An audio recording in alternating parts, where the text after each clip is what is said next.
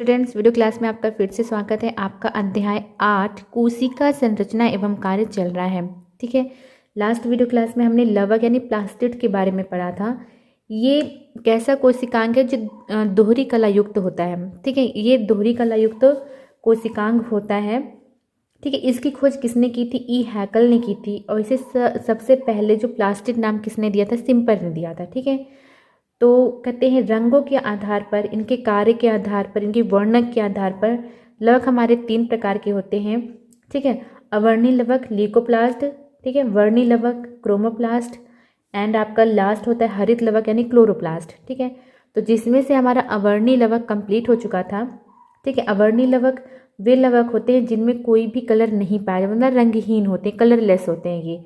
ठीक है, और ये कहाँ पाए जाते हैं? यह भूमिगत तनों में एवं जड़ों में पाए जाते हैं। ठीक है, ये भी 3 प्रकार के होते हैं। हमने वो तीनों प्रकार देख लिए थे। आज की वीडियो क्लास में हम पढ़ने वाले हैं वर्णी लवक के बारे में यानी क्रोमोप्लास्ट के बारे में। तो फटाफट से हम पहले हेडिंग डाल देंगे अपनी। सेकेंड है हमारी हेडिंग है वर्णी लवक, वर्णी लवक क्रोमोप्लास्ट, क्रोमोप्लास्ट। मैं एक बात और कहना चाहूँगी कि आप बच्चे ना मेरी वीडियो देखते ज़रूर हैं बहुत से, क्योंकि मैंने अपना जो वीडियो का जो एनालिटिक होता है मैंने वहाँ पर जाकर देखा कि बहुत सारे ऐसे सब बच्चे हैं जो व्यूअर हैं कि वो मेरे वीडियो तो देखते हैं पर मुझे सब्सक्राइब नहीं करते हैं। ठीक है, तो आप प्लीज़ बच्चों मुझे सब्सक्राइब कर लिया करिए ताकि मुझे भी ना हौसला मिले। ठीक है, कि बच्चों को मेरा पढ़ाया समझ में आ रहा है। ठीक है, तो मैं और भी अच्छी वीडियो मतलब और भी आपको अच्छे से समझाने की कोशिश करूँगी। ठीक है, और अगर आप मेरी वीडियो देख रहे हो, ठीक है, कहते हैं अपने नोट्स रेडी कर रहे हो पर मुझे सब्सक्राइब नहीं कर रहे हो, तो इससे क्या होगा कि मुझे ऐसा लगेगा कि शायद बच्चों को मेरा पढ़ाया हुआ समझ में नहीं आता है। ठीक है, तो इसके लिए आप ना एक लाइक ज़रूर कर दिया करो, कमेंट ज़रूर कर दिया करो और सब्सक्राइब भी कर लिया करिए। ठीक है, मैं लाइक शेयर कमेंट के लिए हमेशा हर वीडियो में नहीं बोलती हूँ, लेकिन आप लोग ना कहते हैं सब्सक्राइब किया करिए, क्योंकि आधे से ज़्यादा वीडियो मेरे वो बच्चे देखते हैं जो उन्होंने मुझे सब्सक्राइब नहीं कर रखा है। ठीक है, तो ये आप सबसे रिक्वेस्ट है मेरी, सभी सारे मेरे जो प्यारे बच्चे हैं उन सबसे ये रिक्वेस्ट है कि अगर आपको मेरा पढ़ाया हुआ समझ में आ रहा है तो आप मुझे सब्सक्राइब ज़रूर किया करिए। ठीक है, तो चलिए अपनी वीडियो में वापस आते हैं। ठीक है, तो वर्णी लवक हम पढ़ रहे थे। वर्णी लवक कैसे लवक होते हैं? जो मतलब कलरफुल होते हैं। ठीक है, ये हरे रंग को छोड़कर जितने भी रंग होते हैं, ठीक है, ये सारे वर्णी लवक में आते हैं। ठीक है, ठीक है, तो जो वर्णी लवक होते हैं वो पौधों के रंगीन भागों में, ठीक है, फूलों में फूलों की जो कलियां होती हैं, ठीक है, पौधों के रंगीन भागों में पाए जाते हैं। ठीक है, फूलों की कलियों में पाए जाते हैं, फूलों में ठीक है, फलों में नहीं, फलों में, मतलब पौधों के रंगीन भागों में पाए जाते हैं, फूलों में, कलियों में और फलों में। ठीक है, रंगों के आधार पर इन्हें निम्न भागों में बांटा जाता है। ठीक है, पहला आपका फियोप्लास्ट हो गया और दूसरा हो गया आपका रोडोप्लास्ट। ठीक है, तो हम आगे बढ़ने से पहले इसे हम लिख लेते हैं। तो लिखेंगे ये लवक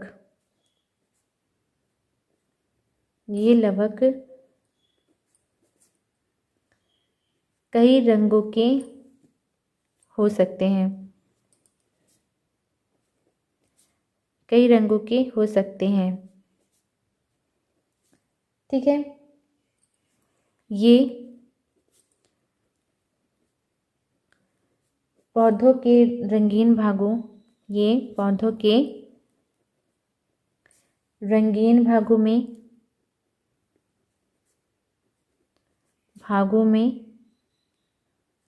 फूलों में, ठीक है, जो आपके तरह तरह के कलर के फूल होते हैं, ठीक है, वर्णी लवक की वजह से होते हैं, कलियों में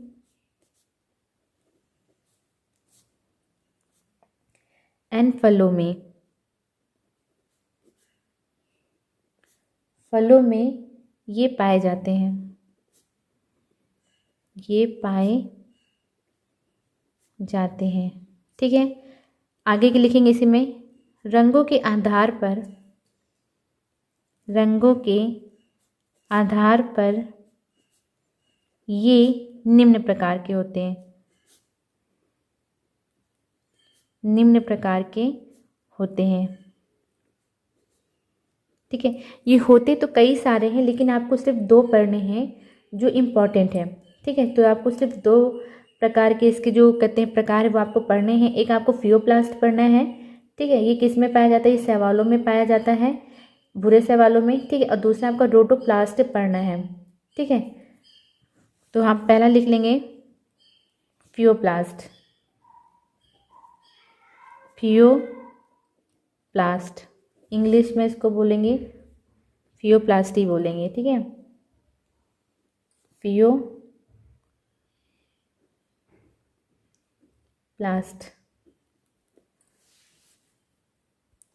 ठीक है, फियोप्लास्ट तो ये भूरे रंग के वर्णिलवक होते हैं। ठीक है, जो भूरे शैवालों में आपके जो डायनोफ्लैजेलेट्स हैं इन सबको हमने पढ़ लिया है। ठीक है, कहते हैं और डायनोफ्लैजेलेट्स में ये पाए जाते हैं, तो इसमें हम लिख लेंगे ये भूरे रंग के वर्णिलवक होते हैं।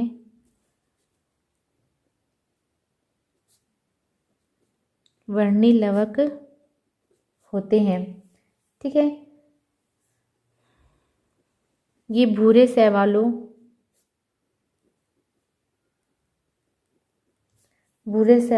एवं डायनोफ्लैजेलेट्स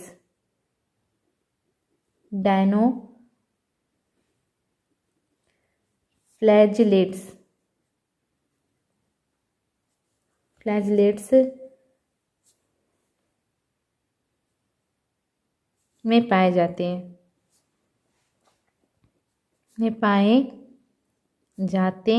ठीक है, सेकंड हम लिखेंगे, सेकंड आपका है रोडोप्लास्ट। आपके जो लाल रंग के शैवाल होते हैं, ठीक है ना, रोडोप्लास्ट।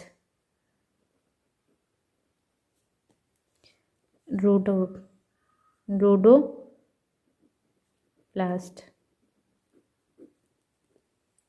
ठीक है, ये किस प्रकार के वर्णिलवक होते हैं? ये लाल रंग के वर्णिलवक होते हैं। ये लाल रंग के वर्णिलवक होते हैं।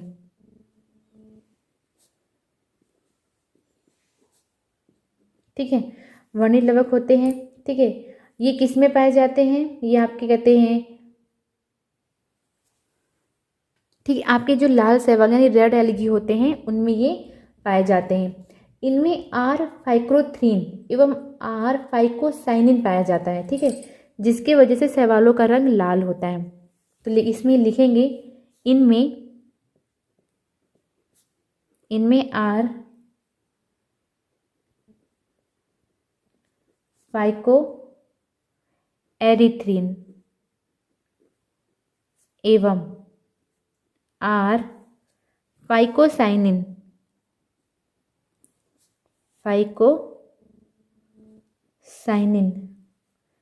नामक वर्णक होने के कारण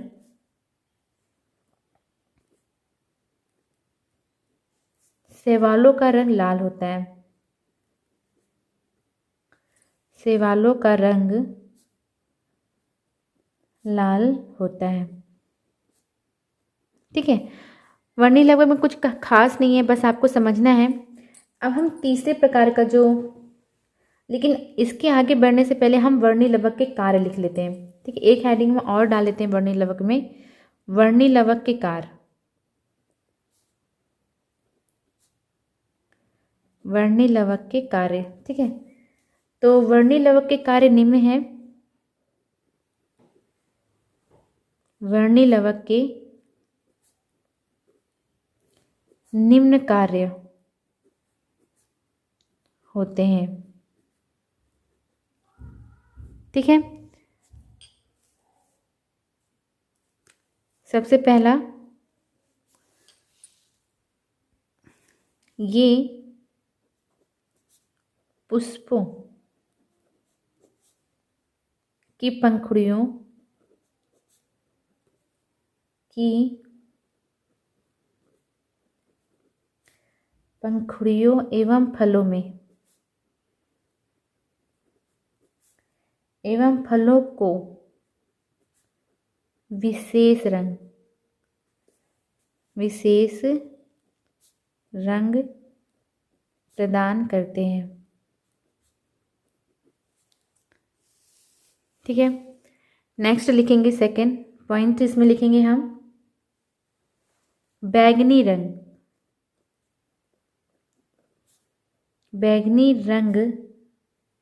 पादप में एंथोसाइनिन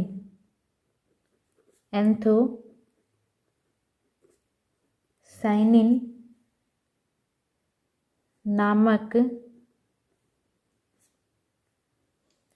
रंग द्रव्यों के कारण होता है।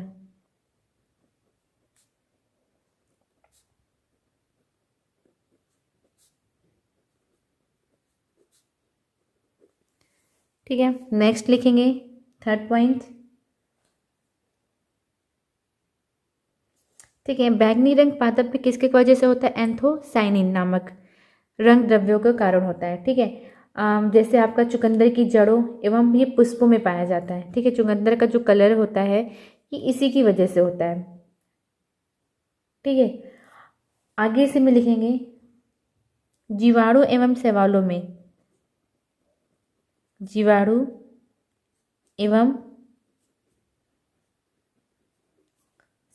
में ये प्रकाश का अवशोषण करते हैं। अवशोषण करते हैं। ठीक है, बस इतना ही कार्य इंपॉर्टेंट है वर्णिलवक की, ज़्यादा नहीं है इसके बारे में। ठीक है, ये 3 ही कार्य लिख देंगे आपको तो काफ़ी है। अब हम नेक्स्ट हेडिंग की तरफ बढ़ेंगे, अपने हरित लवक यानी क्लोरोप्लास्ट। ठीक है, इसके बारे में आप सबको पता होगा क्लोरोप्लास्ट के बारे में। ठीक है, ये किसमें सहायक होता है? प्रकाश संश्लेषण में। ठीक है, प्रकाश संश्लेषण की क्रिया द्वारा ये भोजन बनाने का कार्य करता है। ये कहाँ पाया जाता है? हरे भागों में, पौधों के हरे भागों में, जैसे पत्तियां हो गई। ठीक है ना, तो ये पौधों के हरे भागों में पाया जाता है। इसी की वजह से पत्ती का रंग हरा होता है। ठीक है, इसमें पर्णहरित पाया जाता है जो प्रकाश संश्लेषण के लिए बहुत जरूरी है।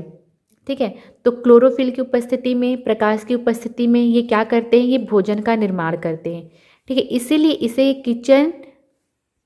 Kitchen house of the cell बोला जाता है।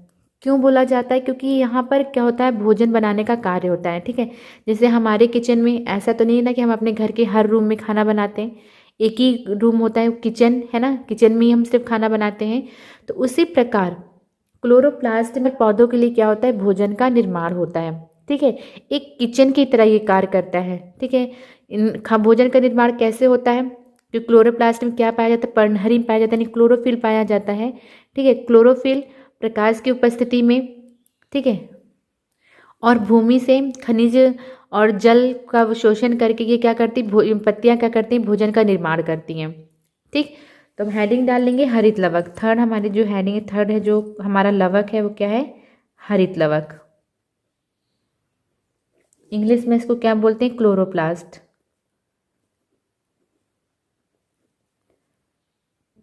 ठीक है, क्लोरोप्लास्ट बोला जाता है इसको। इसकी खोज किसने की थी? सबसे पहले सिम्पर ने की थी।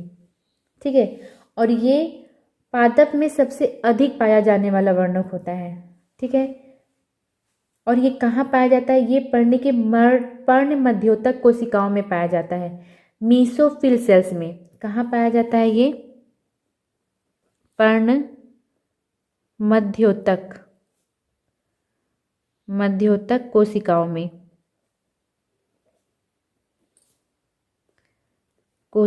इंग्लिश में इसको क्या बोलते हैं? Mesophyll of cell. Mesophyll cells में ये पाया जाता है। इसकी खोज किसने की थी? सिम्पर ने की थी।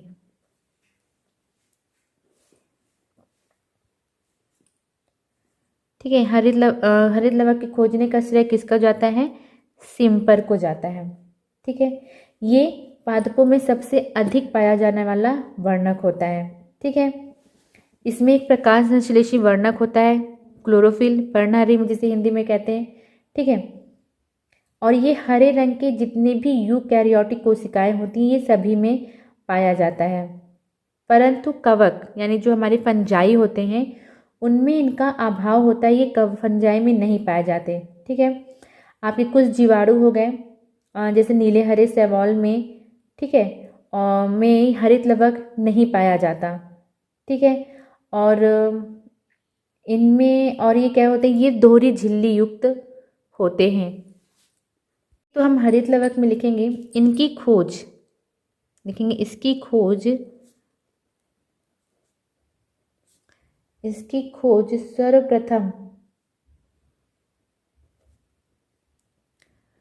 सर्वप्रथम सिम्पर ने की थी। यह पादप में सबसे अधिक पाया जाने वाला वर्णक होता है, अधिक पाया जाने वाला वर्णक, ठीक है। तो ये सबसे अधिक कहाँ पाया जाता है, यह पादप में सबसे अधिक पाया जाने वाला वर्णक होता है, ठीक है। इसकी वजह से आपके जो कहते हैं हरा भाग, हरी पत्तियों का भाग, इसी की वजह से हरे जो पत्तियों का कलर होता है इसी की वजह से होता है, ठीक है। तो ये पत्ती की कहाँ पाया जाता है, पर्ण मध्योतक कोशिकाओं में पाया जाता है, ठीक है। इसमें एक प्रकाश संश्लेषी वर्णक पाया जाता है जिसे हम पर्णहरित यानी क्लोरोफिल कहते हैं, ठीक है, जो प्रकाश और जल की उपस्थिति में प्रकाश संश्लेषण की क्रिया द्वारा भोजन का निर्माण करती हैं, ठीक है, पौधों के लिए भोजन का निर्माण करती हैं, ठीक है। हरित लवक को क्या कहते हैं, kitchen house of the cell कहा जाता है। क्यों कहा जाता है इसे किचन ऑफ द सेल, क्योंकि यहाँ पर पौधों के लिए भोजन का निर्माण होता है, ठीक है। तो एक इसका हम रिएक्शन भी देख लेंगे, ठीक है। ये क्या करते हैं, वातावरण से कार्बन डाइऑक्साइड लेते हैं और भूमि से जल, ठीक है, उसके बाद भोजन का निर्माण होता है और ऑक्सीजन क्या होती है, मुक्त होती है, ठीक है। ये रिएक्शन आप ज़रूर याद रखिएगा, मोस्ट इम्पॉर्टेंट रिएक्शन, ठीक है, ठीक। इतना तो आपको समझ में आ गया कि हरित लवक। अगर अब हम बात करें इसके आकार की, इसकी माप की और पौधों में इसकी संख्या, मतलब ये पादप जो आपकी कोशिकाएं हैं उनमें कितने ये पाए जाते हैं, हरित लवक कितने पाए जाते हैं, ठीक है। तो अगर इनके हम आकार की बात करें तो इनके आकार में बहुत विविधता पाई जाती है, ठीक है। अलग अलग पौधों में जो अलग अलग कोशिकाओं में अलग अलग प्रकार के होते हैं, ये पट्टीदार भी हो सकते हैं, सर्पिल, प्याली नुमा, ठीक है, जालिका व तारे नुमा, मतलब किसी भी मतलब कई आकार के ये हो सकते हैं, ठीक है। और इनकी संख्या, एक कोशिकाओं में जो इनकी संख्या होती है वो 20 से 40 होती है, ठीक है। एक कोशिका में इनकी संख्या कितनी होती है, 20 से 40 होती है, ठीक है। पर शैवालों में इनकी संख्या 1 होती है, ठीक है। शैवालों में कितनी होती है इनकी संख्या, शैवालों में इनकी संख्या 1 होती है और इनकी जो आकार होती है वो 2, ठीक है, ये 2 माइक्रोन मोटे तथा 4 से 8 माइक्रोन व्यास के ये होते हैं, ठीक है। तो चलिए हम अगली हेडिंग हम डाल लेते हैं, हरित लवक का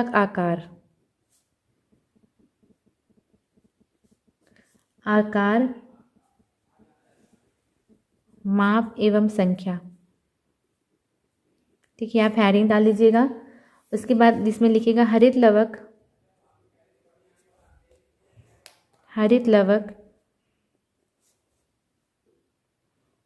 कई आकार के जैसे पट्टीदार,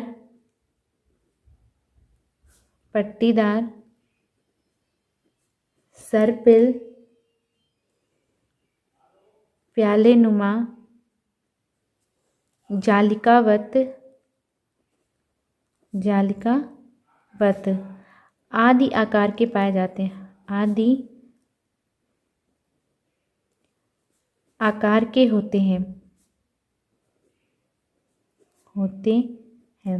ठीक है। उच्च पादपों में इनकी संख्या इनकी संख्या 20 से 40 प्रति कोशिका, ठीक है, पूरे नहीं, प्रति कोशिका हो, ठीक है, प्रति कोशिका हो सकती है, प्रति कोशिका हो सकती है, ठीक है। पर शैवालों में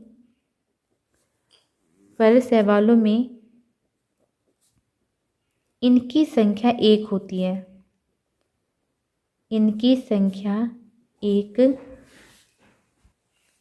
होती है, ठीक है। इनका आकार इनका नहीं, यहाँ पर हम लिखेंगे ये 2 माइक्रोन मोटे तथा 4 से 8 माइक्रोन व्यास के होते हैं, ठीक है, ठीक। अब हमने हरित लवक का आकार, माप और संख्या भी देख ली, ठीक है। पादपों में जो उच्च पादप होते हैं उनमें इनकी संख्या कितनी होती है, 20 से 40 हो सकती प्रति कोशिका, ठीक है, ये याद रखिएगा, प्रति कोशिका, ठीक है। और शैवालों में इनकी संख्या कितनी होती है, 1 होती है, ठीक। अब हम अगली हेडिंग जो डालेंगे, हरित लवक की संरचना, हरित लवक की संरचना हम हेडिंग डाल लेंगे, ठीक है।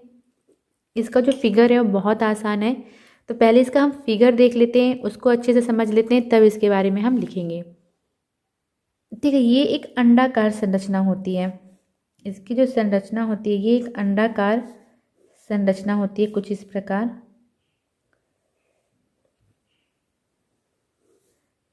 ठीक है। आपके बुक में दिया होगा, आप वहाँ से देखकर और भी अच्छे से बना लीजिएगा, मैं यहाँ पर अभी बना देती हूँ, ठीक है। ये एक दोहरी कला युक्त कोशिकांग होता है, तो ये मैंने दोहरी कला बना दी इसकी, ठीक है, ठीक है, ये दोहरी कला युक्त कोशिकांग होता है, ठीक, ठीक है। तो हरित लवक चारों तरफ से दोहरी झिल्ली युक्त ये घिरा होता है, और ये किसकी बनी होती है, ये लिपोप्रोटीन की बनी होती है, ये किसकी बनी होती है, लिपोप्रोटीन की बनी होती है, ठीक है, लिपोप्रोटीन की बनी होती है। और ये कितनी मोटी होती है, 5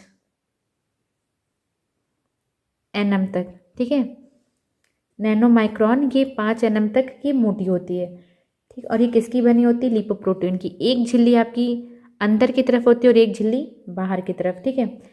इसके बीच में यहाँ पर जो पूरा जो द्रव्य भरा होता है, ठीक है, जो एक तरल पदार्थ जो भरा होता है, पारदर्शी पदार्थ भरा होता है, उसको हम पीठिका या स्ट्रोमा कहते हैं। यहाँ पर जो पूरा एक तरल पारदर्शी पदार्थ भरा होता है उसको हम लोग क्या बोलते हैं, स्ट्रोमा बोलते हैं, स्ट्रोमा या पीठिका।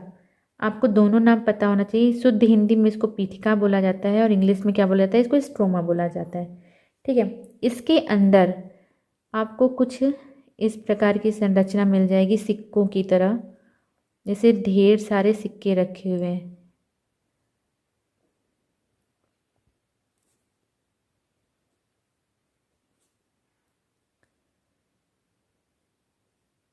ठीक है, जिससे इस एक के ऊपर एक ढेर सारे सिक्के नहीं रखे होते हैं, कुछ इस प्रकार की आपको इस संरचना इसमें मिल जाती है,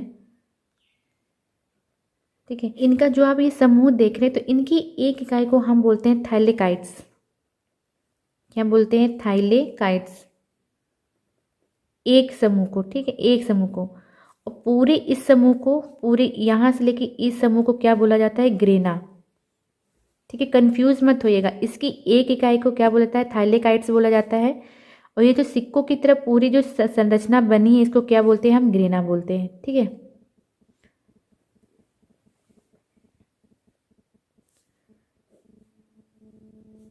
इसको आप और भी अच्छे से अपनी बुक में देखकर अच्छे से बना लीजिएगा, ठीक है। यहाँ पर मैं सिर्फ समझने के लिए बना दे रही हूँ, ठीक है। ये कैसी संरचना होती है? ये सिक्के की तरह संरचना होती है। इसकी एक इकाई को हम थैलेक्वाइड्स बोलते हैं और उसकी पूरी संरचना समूह को क्या बोला जाता है? ग्रेना बोला जाता है।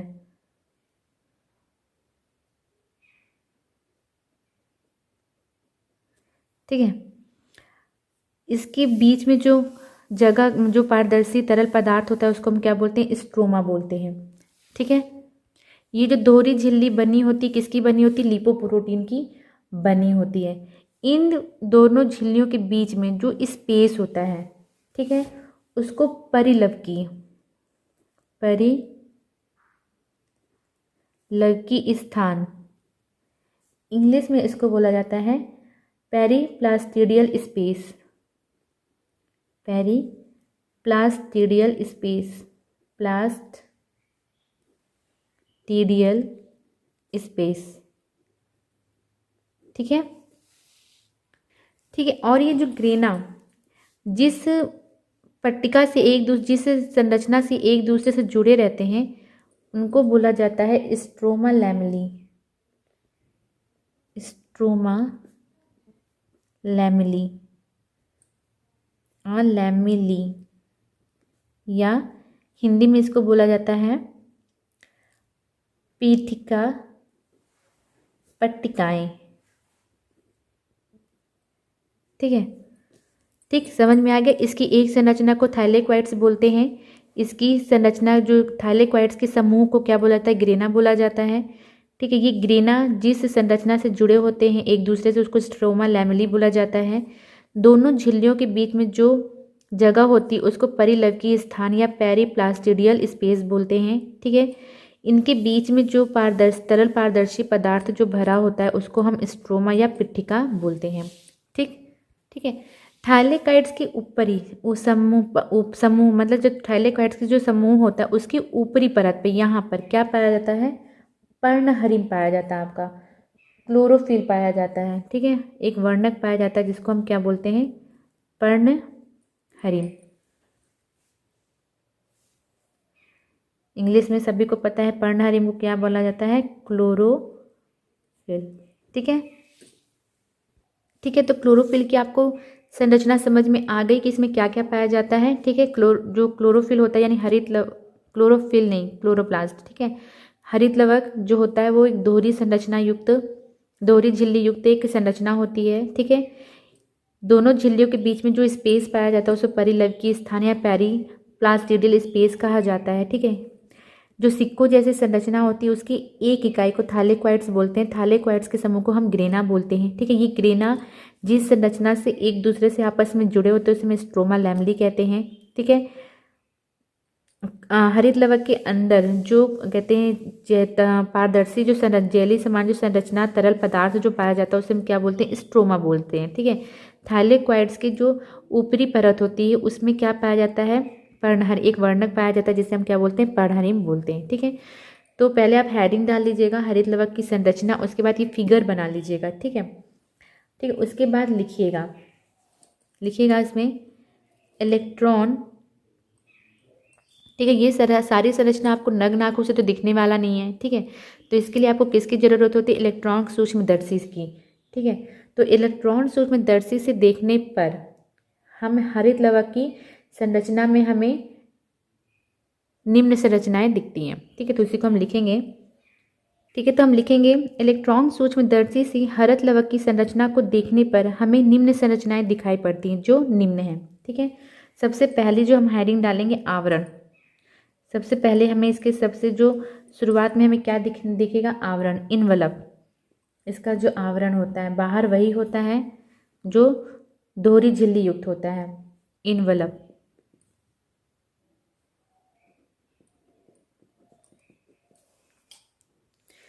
तो हम आवरण हेडिंग में लिखेंगे हरित लवक चारों ओर से लिपोप्रोटीन की 5 नैनोमाइक्रोन मोटी दोहरी झिल्ली के द्वारा घिरे रहते हैं। ठीक है।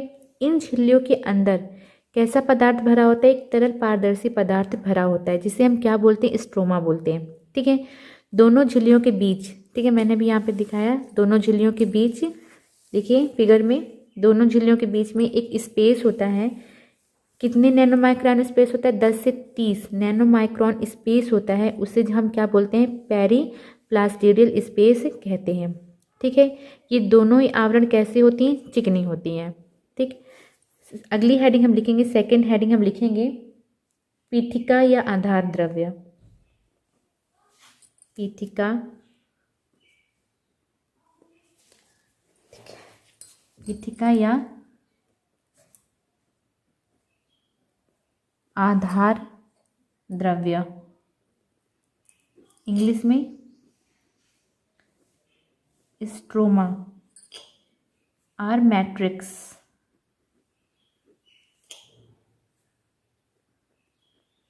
ठीक है, पीठिका या आधार द्रव्य। ठीक है, जैसे अभी हमने फिगर में देखा कि दोनों झिल्लियों से युक्त, ठीक है, दोनों झिल्लियों के अंदर क्या होता है? एक पारदर्शी तरल पदार्थ भरा होता है, जिसे हम क्या बोलते हैं? स्ट्रोमा बोलते हैं, पीठिका बोलते हैं। ठीक है, ठीक है, जो आपके थाइलेक्वाइड होते हैं, यानी जो आपके थाइलेक्वाइड के जो समूह ग्रेना होते हैं, उनको क्या कहते हैं? चारों तरफ से घेरे रहते हैं। ठीक है, अब इसमें क्या क्या होता है? तो इसमें जो आपका हरित लवक का जो 50% प्रोटीन पाया जाता है, सबसे ज़्यादा इसमें क्या पाया जाता है? प्रोटीन पाया जाता है। ठीक है, 50% प्रोटीन पाया जाता है। इसके अतिरिक्त इसमें डीएनए अणु, ठीक है, जितने भी प्रकार के आपके आरएनए होते हैं वो पाया जाता है। ठीक है, और आपके कहते हैं एंजाइम्स होते हैं, राइबोसोम्स होते हैं। ठीक है, ये सभी इस मैट्रिक्स में या स्ट्रोमा में उपस्थित होते हैं। ठीक है, और ये किसका संश्लेषण करते हैं? ये मंड का, शर्करा का, ठीक है, आपके जो वसी अम्ल हैं उनका, प्रोटीन का, इन सब का क्या करते हैं? ये संश्लेषण करते हैं। ठीक है, तो इसका हम लिख लेंगे, इसको हम लिखेंगे मैट्रिक्स, स्ट्रोमा लिख लेते हैं, स्ट्रोमा इज बेटर ज़्यादा। ठीक है ना, तो लिखेंगे स्ट्रोमा। स्ट्रोमा एक रंगहीन,